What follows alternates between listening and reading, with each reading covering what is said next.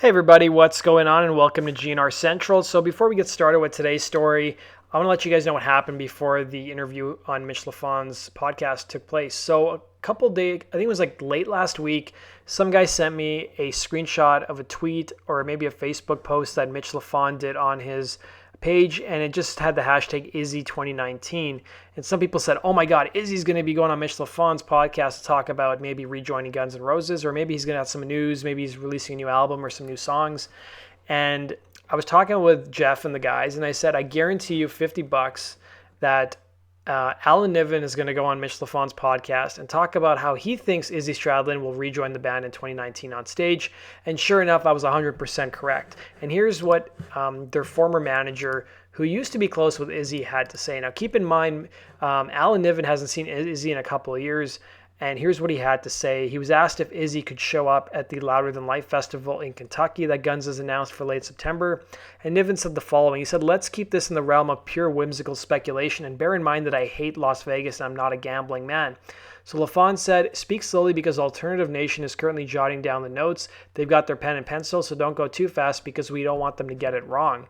So Niven said, let me repeat, this is purely me sitting with a cup of coffee and a smoke and maybe my little vape to keep my good nerves in shape. I'm not a betting man, as I just said, and I'm not a fan of Las Vegas. I think gambling is the most ridiculous human occupation of all, but I would bet and I would gamble on this one. I would lay dollars to donuts that it's going to be a genuine reunion, and they're hoping to get Izzy on stage, not just for a sound check, but for a performance. I think there's a very much, let's see how it goes. Let's see if Izzy is comfortable and we can prep up for next year. I would definitely put a $5 on a winner that Izzy is going to be there. Lafon mentioned the show is not far from Izzy's hometown in Indiana, and Niven added that Louisville is close to home to Izzy and could play a role in it. He said, I would be amongst the unsurprised if it turned out to be a genuine reunion of some sort. Niven said to avoid Velvet Roses Part 2, Izzy should play the whole show and Steven Adler should come on for the encore. So that's the Izzy news. You guys can take away from it what you want, but I've always been the opinion of when it comes to Guns N' Roses, let's just wait and see. Now, Slash gave an interview recently where he revealed he was overwhelmed by the success of the Guns N' Roses Not in This Lifetime tour. So in a recent interview with Guitar.com, Slash spoke about what it felt like for him to step back on stage with Guns N' Roses for the first time in over 2 decades at the band's April 2016 concert at the Troubadour in West Hollywood. He said, oh man, it was overwhelming. It was so cool, Slash said, because it was a long time. We're talking about more than 20 years from our last show in 1994. To correct Slash, the last show was in July of 93, not 94. It was actually 22 years. What he said it's been 22 years since we've been on stage. It was actually 23 years if you count back to 93 since the last time we played together. And obviously I've played with Duff McKagan since then, but there's a certain dynamic in the three of us together. It was awesome, and it makes for a really great experience. Turning to some other Slash news, you guys, if you follow him on social media or have seen interviews he's done, you know he's a big animal rights person and a big lover of animals. And it looks like Peta is actually quoting Slash in one of their new tweets they posted. So on April 2nd, they tweeted a picture of Slash talking about bullfighting. So he said, this is a pretty effing awesome arena, and I think it makes for a way better effing arena for music than it does for bullfighting. Now, Peta said, leave it to the legendary Slash to tell it like it is. Bullfighting is cruel, deadly, and has no place in any arena. It's kind of funny. I saw an interview with Slash recently where he talked about how he still eats meat, even though he's an animal rights person. Now, one thing I've been wondering about Slash is that he's been promoting a lot of his new guitars through Gibson. If you guys have been reading the news lately for over the last 6 months, Gibson's been in serious financial trouble. And I've wondered what Slash has thought about the company's financial woes. So in his new interview with Guitar.com, they asked him about it, and he went into pretty good detail. And he said, I think I was always aware of certain changes he reflects on Gibson. Not so much in Gibson proper, it was just that there was all these new divisions being added, amendments to the company that were unnecessary, stuff that I didn't really see a vision for. But I was like, whatever, because it wasn't affecting what I do.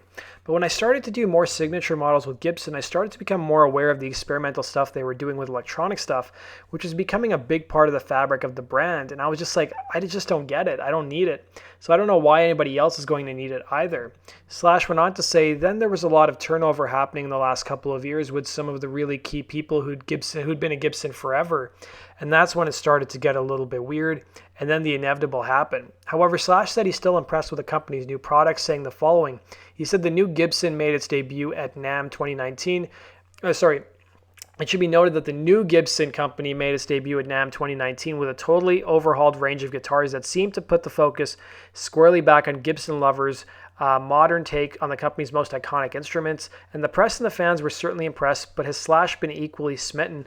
He said the new guitars are amazing, he affirms. They did the first run of all their key models, and they let me play one of each, and I was like, there's such a huge difference here, but there's nothing different. There's something about the mindset going into making them that's different, because it's the same guitar, but there's a noticeable change there. Slash also reveals that that took the overhauled Les Paul models out on tour with him with Guns N' Roses and on a solo tour, and he came away impressed with how the guitars performed on the road. He said they feel tight and solid, and that's the main feeling, he explains. For me, I use heavy strings, and it gives me a certain amount of tension, and that is all there. But they feel really good, and they sound really good.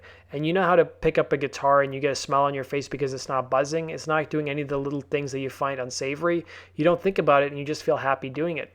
Now, he wasn't taking the new Gibsons on tour for fun, however. As a Gibson's most high-profile signature artist, it's understandable that talks are now in the pipeline for a brand new signature Slash model that will incorporate these new improvements. But as we get more information on that, guys, I will keep you guys in the loop. So we got some Steven Adler news, and Steven posted this photo on Instagram and with the caption, "A week ago I hurt my back and I've been to doctor's office almost every day with laser treatments. I'm feeling much better now, but still sucks I can't play my drums." So hopefully a speedy recovery to Steven Adler, and hopefully we'll see him on the road with Guns N' Roses soon. We got some Duff news as well. So Duff was giving an interview on the Rich Eisen show, and he talked about how he thought the Guns N' Roses reunion would be over after the Troubadour gig they did on April 1st, 2016. That was the band's first gig. And he thought it would be over because Axl broke his foot. So here's what he had to say. He said, "We had a wonderful, amazing 2.5-year tour we just did, and it ended on such a high note. And it was overwhelming how many people came to see these shows. We played 159 shows," McKagan told the Rich Eisen show. "We played the Troubadour and Axl broke his foot like the third song in, and I thought, well, we've got one show under our belt. We did this thing." And he wanted to continue on, referring to Axl, and he was like, "This isn't going to stop me. We played a bunch of shows with him in a cast in a chair, and we just went through so many revelations of things and ended that on a high note, and that's where we're still at to this day." There was a really cool video that went up this week if you guys enjoy guns or hunting. So there's a website, guns.com. They did an interview with one of the Guns N' Roses tour managers. And he talked about going to their rifle range and doing some practice shooting. The guy's name is Tom Mayhew. I think he's got another brother that works with Guns N' Roses, and they've worked with Guns N' Roses for years. So he talked about how he enjoys shooting and how him and Duff McKagan were going to actually shoot together. And then if you guys like John Wick, there's a really cool snippet of Keanu Reeves at the practice range too, like doing drills. It's pretty awesome. I still need to watch John Wick too, but the first one was really good.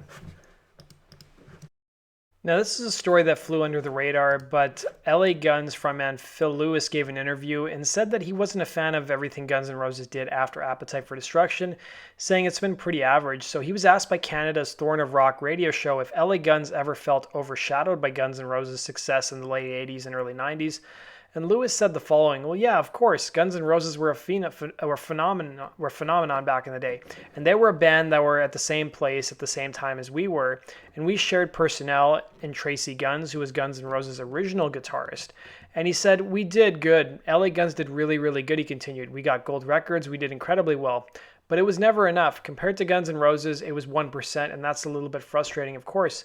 The difference between us and Guns N' Roses is that they had one album." People are going to be mad at me for saying this, but Appetite for Destruction is a masterpiece. But everything else isn't. Everything else is pretty average.